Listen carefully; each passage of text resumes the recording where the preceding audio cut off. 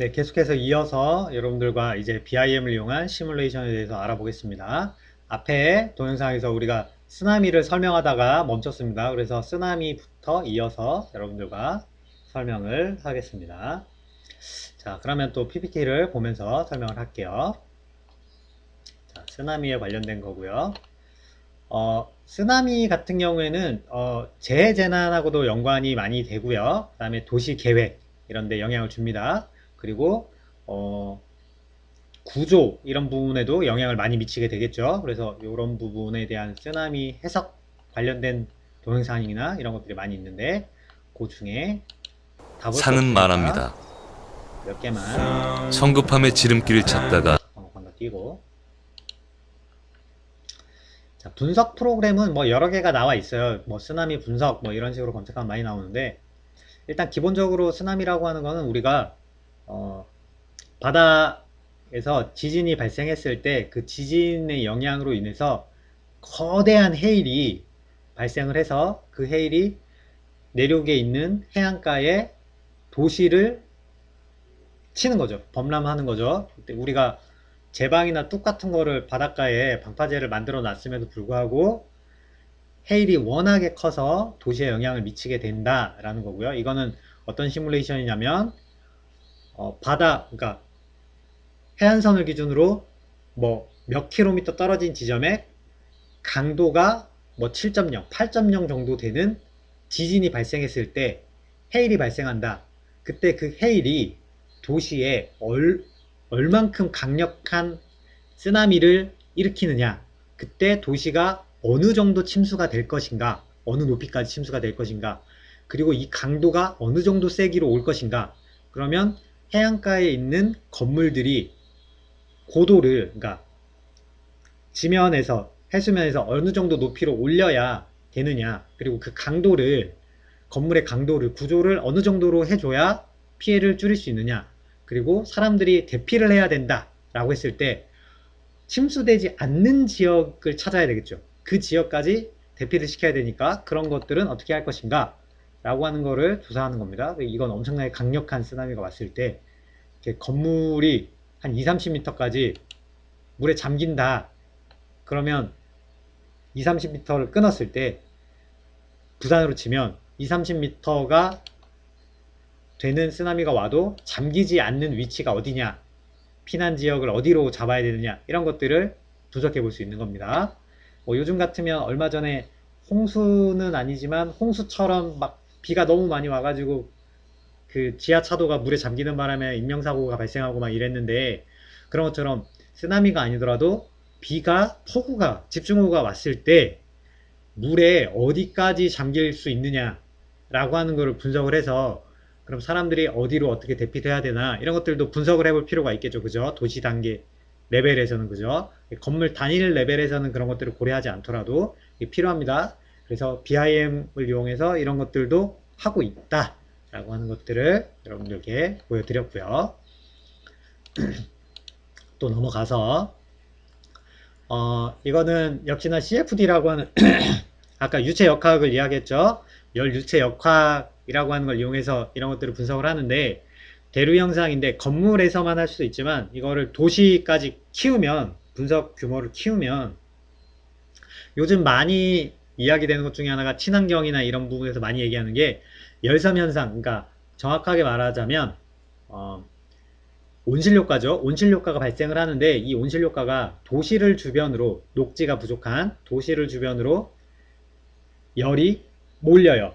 그래서 여기가 뜨거워지는데, 이게 원래는 대류 현상에 의해서 빨리 주변으로 열이 퍼져가지고 도시의 온도가 내려가야 하는데 불구하고 도시의 온도가 대류 현상이 잘 일어나지 않아가지고, 특히 뭐 우리나라 기준으로 하면 분지형, 대구 같은 분지 이런 곳은 도시가 뜨거워졌는데 이 온도가 옆으로 대류 현상에서 빠져나가야 식어야 되는데, 주변이 산으로 둘러싸여서 대류 현상이 잘 안 일어나서 도시의 온도가 막 올라가는 현상이 일어납니다. 이랬을 때 이런 것들을 우리가 열섬 현상이 일어났다라고 부르는데, 이 열섬 현상이 우리나라에만 국한된 게 아니고 전 세계적으로 열섬 현상에 의한 피해들이 많이 발생하고 있어요. 뭐 여러분들 가끔 기사 보다 보면 뭐 뉴욕시의 온도가 갑자기 40도까지 올라갔다 이런 이야기들이 나오는데 40도까지 올라가는 게 상상이 안 되죠. 근데 도시가 워낙 크다 보니까 그리고 녹지가 부족하다 보니까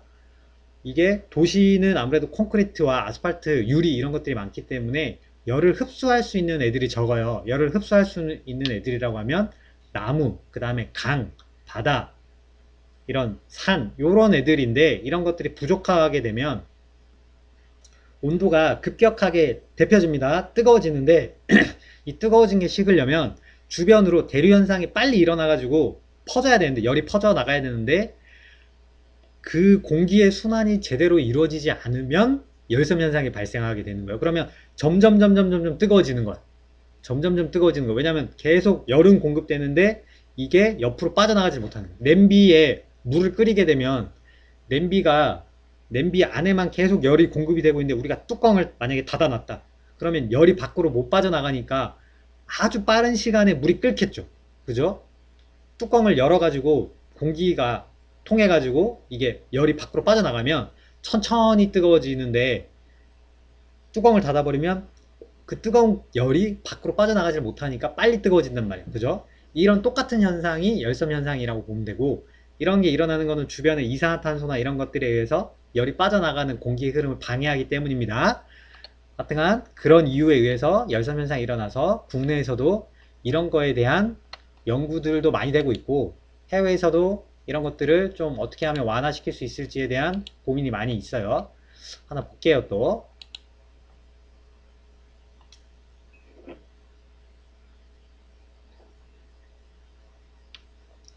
이거는 열 유체연 역학을 분석하는 겁니다. 그래서 고도별로 건물을 지어 놓고 이렇게 분석을 하는 겁니다.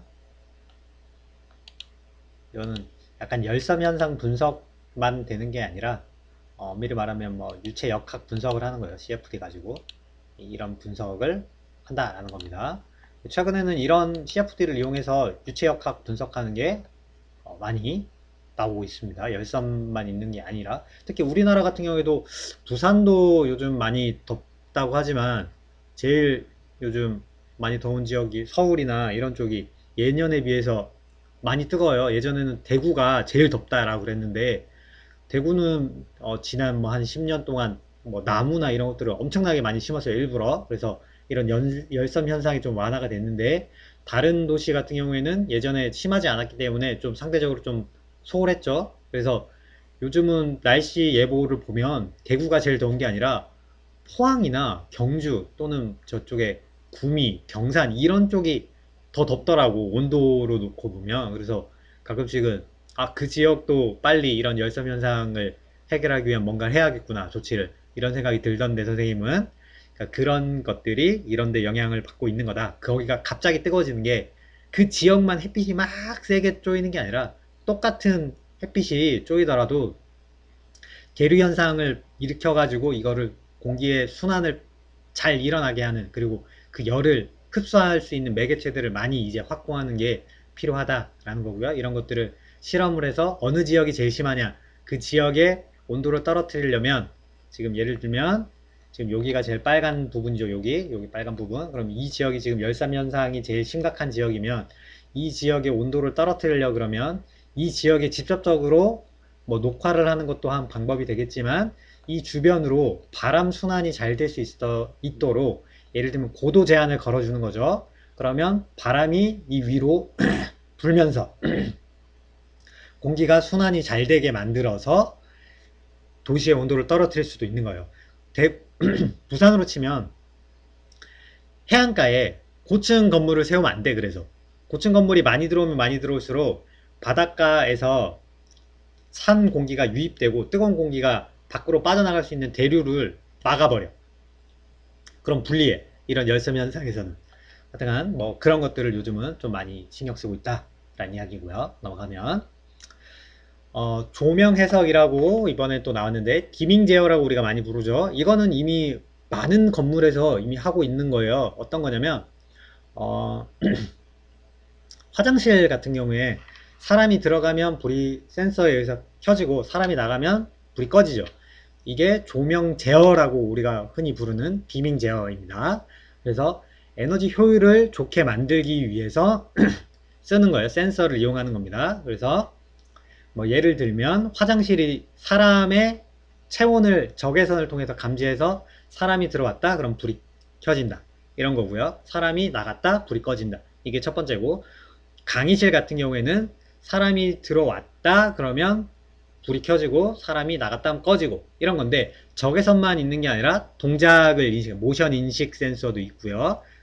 그 다음에 뭐 소리를 인식하는 센서도 있고 여러 가지 센서들이 있습니다. 그런 센서들을 어디에 어떻게 적용하냐에 따라서 다르고요. 또 다른 거는 창가에 우리가 창문을 통해서 빛이 들어오는데 외부에 날씨가 굉장히 좋을 때는 실내가 밝죠. 그랬을 때 충분한 밝기가 확보가 될 경우에는 불이 안 켜지게 할 수 있어요. 불이 꺼지거나 약하게 켜지게 만들 수 있어요. 그런 거를 우리가 뭐라고 하냐면 뭐 조도 감지 센서라고 하는 게 있습니다. 그래서 밝기를 감지해서 특정 밝기 이하가 되면 불이 켜지고 특정 밝기 이상이 되면 불이 꺼지게 하는 그런 것들도 있습니다. 그래서 제일 대표적인 것 중에 그 조도 감지가 뭐가 있냐면 가로등. 우리나라에 있는 가로등은 시간대별로 이제 센서 타이머를 정해놔서 쓰는 것들이 많지만 뭐 해외 사례에서 보면은 조도를 감지하는 것들도 있고요. 그 다음에 고속도로나 이런 것들은 야간에 밤 시간, 새벽 시간에 차가 통행량이 거의 없는 그런 곳들도 있죠. 근데 그런 쪽에 계속 불을 켜놓으면 그것도 일종의 빛 공해, 그리고 낭비잖아. 전력의 낭비잖아. 그래서 차량이 지나가면은 그 지나가는 거를 인식해서 불이 켜지고, 그 다음에 지나가지 않으면, 통행량이 없으면 불이 꺼지게 하는 그런 기능들도 있습니다. 이 디밍 제어 이런 건 도시 관리나 그 다음에 스마트 시티 이런 쪽에서 좀 관심 있어 하는 Recording 분야인데, 100%. This is 100%? No, 80%. 80%. 80% out now. Yeah. Okay. 80%. Yeah. We'll be get Down. down to 50%. The engineer is operating the software 지금 to have wireless remote controlling. 접근하는 게 있으니까 It's wireless 불이 remote 켜진 control 거고요. down to 50%. 지나가버리면 Is it going Yeah, down to 50? we are waiting for 50%. The, 10%. Okay. Great. Okay, get back to 50%. 50%. 여기 나와 있는 기준입니다. 나중에 그 스마트 시티나 이런 쪽에서 좀 많이 사용할 거면 지금은 좀 약간 Okay, Ooh, 80%. 예, 굉장히 좀 약간 어설픈 80%. 느낌이 있는데 나중에는 이런 것들도 100%, please. 라는 거고. 자, 돌아와서 디밍 제어에 관련된 거였고요. 자, 열성, 그 다음에 디밍 제어까지 이야기했고요. 그 다음에 뭐 제일 많이 하는 게 에너지 해석이죠. 친환경 설계나 이런 데서 빼놓을 수 없는 부분이죠. 그래서 선생님도 친환경 설계에 관심이 굉장히 많은데 이런 것들도 여러분들이 관심을 가지면 이거는 실무에서도 워낙 많이 하기 때문에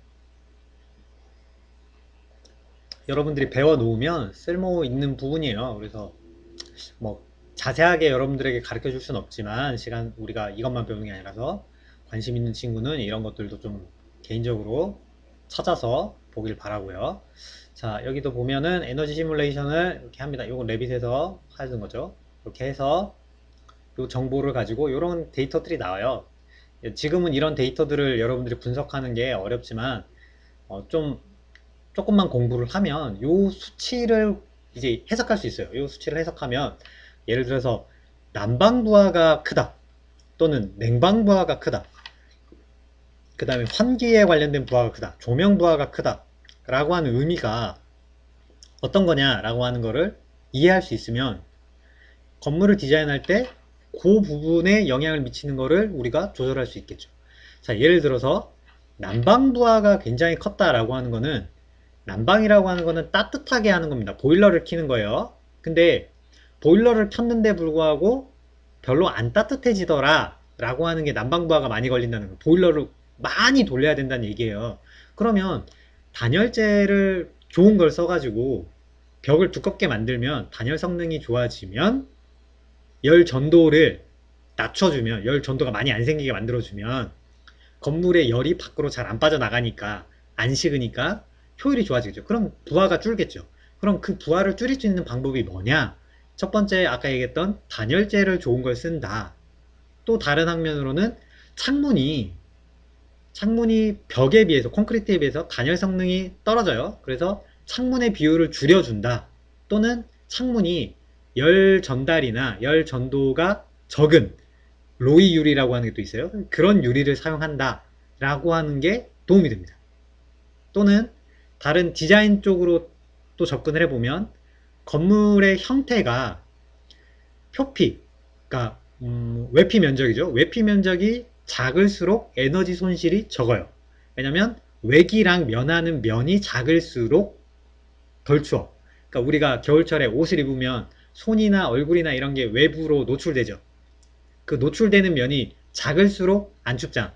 그죠? 그래서 장갑을 끼거나 뭐 목도리를 두르거나 마스크를 쓰거나 이렇게 하면 따뜻해지잖아. 그죠? 그거랑 똑같아요. 건물도 마찬가지로 그런 외기랑 면하는 부분을 줄여줄수록 난방부하가 좋아지는 거예요. 그럼 디자인적으로 봤을 때는 직각 형태나 요철이 많은 이렇게 꼬불꼬불한 형태보다는 직선 형태로 가거나 곡선 형태로 돌려서 외피의 면적을 줄여주는 게 효율적으로 디자인이 가능하다라고 하는 건데, 모든 부분을 그렇게 만들 수 없으니까 디자인에 따라 가지고 특정 부분은 그런 것들을 고려해서 만들어주면 에너지 효율 측면에서 유리해지겠죠. 그죠?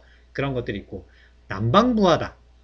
냉방부하다. 그럼 냉방이라고 하는 건 여름철에 에어컨을 트는 걸 이야기하잖아요. 그죠? 그러면 여름철에 에너지를 많이 쓴다. 에어컨을 계속 틀어야 되는 경우다. 그러면 이거는 또 어떻게 해석할 수 있냐면, 어딘가에서 열 공급이 되고 있다. 그래서 차가운 공기가 점점 뜨거워진다 라는 이야기예요. 그럼 어떤 이유에서 이 차가운 공기가 자꾸 뜨거워지느냐? 대표적인 게 태양열이에요. 햇빛이 자꾸 실내로 유입이 돼서 그렇다. 그러면 창문을 통해서 들어오는 게 많다라고 하면, 첫 번째는 창문의 크기를 줄이는 걸 고려해 볼 수 있고, 그렇지 않다면 직사광선이 많아서 그런 거다. 그러면 직사광선을 줄이는 방법은 차양 디자인이나 우리가 더블스킨이나 이런 것들을 생각해 볼 수 있고, 또는 녹화, 벽면 녹화나 이런 걸 생각해 볼 수도 있어요. 또 한편으로는 일조 분석이나 이런 걸 했더니 창문을 통해서 들어오는 것보다는 지붕이 너무 뜨거워져서 그런 경우가 있다. 그러면 옥상을 녹화시킨다거나, 옥상에 단열재를 좀 더 좋은 걸 쓴다거나, 또는 옥상에 태양광 패널을 설치해서 건물로 들어오는 것들을 태양광 발전기가 흡수하도록 하는 방법도 생각해 볼 수 있겠죠. 그죠? 이런 걸 이용하면 건물 에너지 효율도 높이고 전기도 만들고, 그럼 친환경 설계가 되는 거예요. 그죠? 그러니까 여러 가지로 그 해석 결과를 가지고 에너지 성능만 가지고도 디자인을, 친환경 설계를 우리가 할 수 있다라는 겁니다. 건물에 따라서 이 건물이 부산에 지어지는 건물이냐, 또는 제주도에 지었냐, 아니면 강원도냐, 섬에 있는 거냐, 내륙지방에 있냐, 산간에 있냐, 서울에 있냐, 뭐 이런 거에 따라서 다르겠죠. 왜냐면 계절별로 기후가 다르잖아. 그죠? 뭐 기후는 거의 비슷하 치더라도 날씨가 많이 차이가 나잖아. 그죠? 평균 기온이나 이런 것들 차이가 많이 나죠. 강수량. 여기에 의해서 디자인이 달라질 수 있겠죠. 그죠? 그 날씨나 기후에 맞춰서 디자인이 달라진다라는 게 결국엔 친환경 설계를 했다라는 거예요. 우리가 평소에 하는 것처럼 그냥 개념적인 친환경 설계를 할 때는 이런 것들을 고려하지 않고 모든 지역의 모든 날씨나 모든 기후의 때에다가 우리가 디자인을 하면은 뭐 더블 스킨을 무조건 쓴다던가, 차양을 달아준다던가, 또는 뭐 옥상을 녹화한다, 벽면을 녹화한다 라고 하는 형태로 다 일률적으로 다 디자인을 해버리면, 그거는 엄밀히 말하면 친환경 설계라고 보기가 좀 어렵겠지. 그죠? 그냥 정해진 조건에 맞춰서 그냥 설계한 게 돼버리잖아. 그죠? 그 지역 특성이나 이런 것들을 고려해서 최선의 디자인을 찾아가는 게 결국엔 진짜 친환경 설계가 되겠죠. 그죠? 그러려면 이런 수치들을 해석하는 것들도 알면, 그죠? 그거에 맞춰서 내가 어떤 아이디어를 가지고 건물의 디자인을 좋게 변경을 할 수가 있겠죠. 그죠? 이런 것들도 그러니까 여러분들이 좀 관심을 가지면 좋다라는 거고요. 또 사례를 또 한번 볼까요?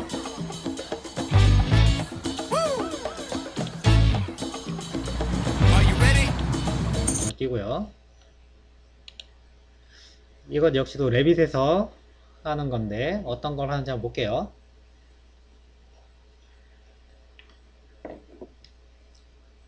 동영상이 기니까 좀 넘겨볼까요? 자, 이렇게 해서 재료를 일단 이거 나중에 재료하는 것도 가르쳐 줄 건데, 재료를 선택하면 이 재료에 여기 보면 열이라고 하는 거죠. 열. 그죠? 부하입니다. 그래서 여기에 성능, 이 재료의 성능이 여기 입력이 돼 있어. 그거를 입력을 하게 되면, 정보를 입력하면 그 정보에 맞춰가지고 에너지 성능 분석이 되는 거예요. 이것도 나중에 어디에서 하는지 여러분들한테 가르쳐 줄 건데, 이 정보 값은 재료마다 다 달라요. 그래서 이거는 공부해가지고 찾아가지고 직접 입력을 해줘야 돼. 뭐 레빗 안에 정보가 들어있는 애들도 몇 개는 있지만 거의 대부분은 정보가 없어. 그래서 사람이 직접 이거를 찾아가지고 입력을 해야 됩니다. 어쨌거나 이런 식으로 정보를 입력한다 일단. 그리고 뭐 창문이나 이런 것들도 어떤 창문을 쓴다. 그리고 에너지 효율은 어떤 설비가 들어가 있다. 뭐 이런 것들 여기에 다 입력을 하는 거예요. 레빗에서 하나하나 입력을 하고, 그 다음에 뭐 자꾸 이거는 여러분들이 할 줄 알죠? 그래서 위치를 선택합니다. 그러면 기후, 그러니까 날씨 정보들이 들어옵니다. 이렇게 해서 정보를 가지고 와서 분석을 합니다. 여기서 분석을 하죠. 분석을 하면 이런 식으로 정보들이 나오는데 비주얼로 표현이 되는데, 이것만 가지고 하는 게 아니라 여기 세팅도 배웠죠. 세팅하는 거를 하게 되면 더 넘길게요. 나중에 결과가 이렇게 나온다라는 거죠.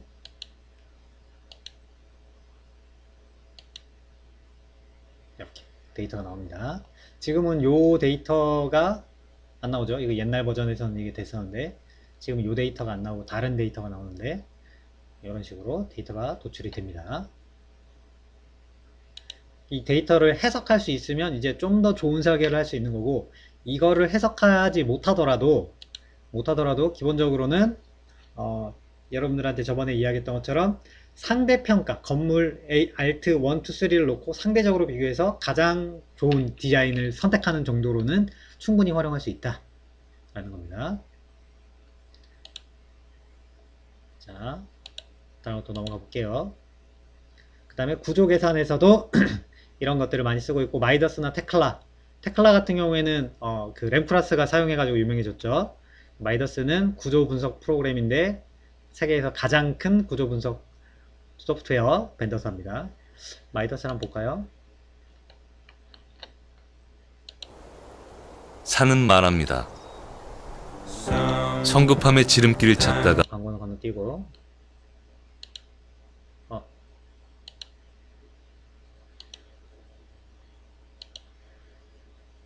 똑같은 게 나오네. 다시.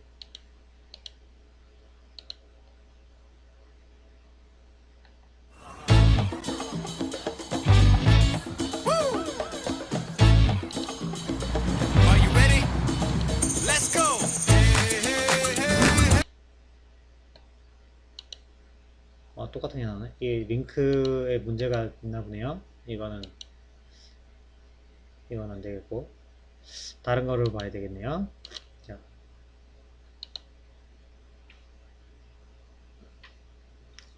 이게 둘 다 안 되네.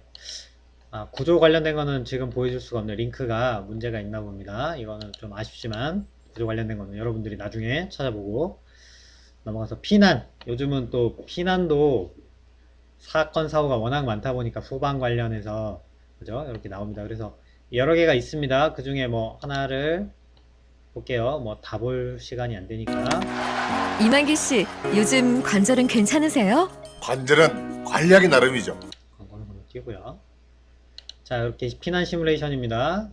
그래서 여기 보이는 이 점처럼 보이는 게 사람이에요. 그래서 막 이제 출입구, 그러니까 비상구죠. 그쪽으로 사람들이 막 이제 몰려가는 겁니다. 그랬을 때 병목 현상이 일어나기도 하고요. 그 다음에 피난 동선을 찾지 못해가지고 사고가 나거나 헤매는 경우들도 있습니다. 그랬을 때 얼마나 빨리 효과적으로 대피를 할 수 있느냐를 가지고 피난 설계를 하죠, 실제로. 이거를 건물이 지금 단층으로 되어 있지만 3차원으로 분석을 하게 되면 굉장히 효율적이겠죠, 그죠?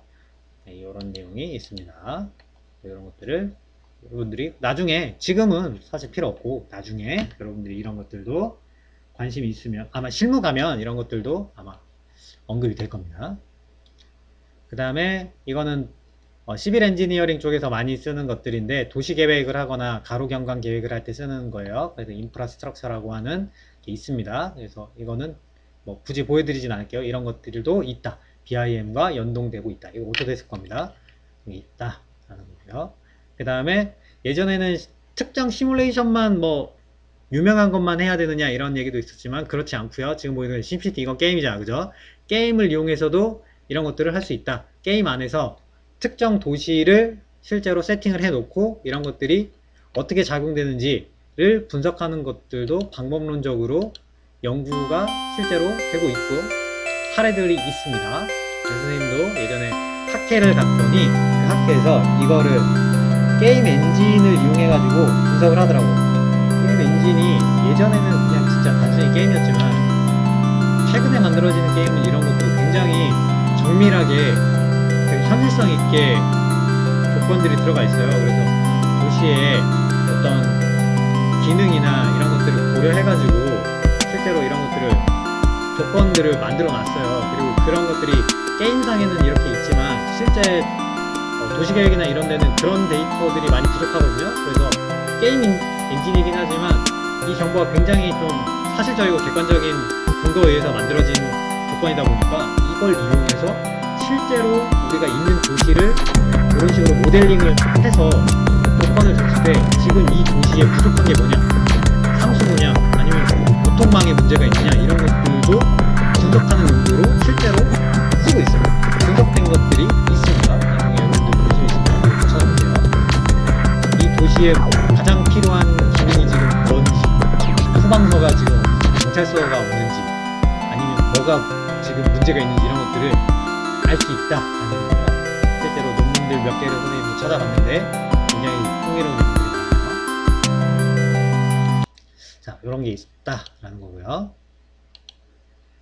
자, 넘어가서 그 다음에 마지막으로 언급하는 거는 이제 예를 들어서입니다. 아까 소방 관련한 거라서 나오는데 BIM이라고 하는 거는 단지 모델링을 하기 위해서 쓰는 소프트웨어가 아니라고 이야기를 했죠. 결국에는 BIM을 해서 할 수 있는 장점은 다른 분야와 융합이 가능하다라고 하는 게 가장 큰 장점이에요. 그래서 여러분들이 아이디어를 낼 수 있어요. 그래서 BIM 시뮬레이션을 통해서 할 수 있는 것들이 굉장히 많기 때문에 이건 예를 들어서 하나 보여드리는 거고, 이런 것들을 여러분들이 관심 있게 보시고, 그 다음에 뭐 모든 사람들이 좋은 설계 사무실에 취업하는 게 목표일 수도 있지만 아닐 수도 있죠. 그래서 가끔은 학생들한테 그런 얘기를 해요. 그래서 자기가 설계가 아닌 다른 쪽에 관심이 있다면 더더욱 이런 쪽에 관심을 좀 가져라.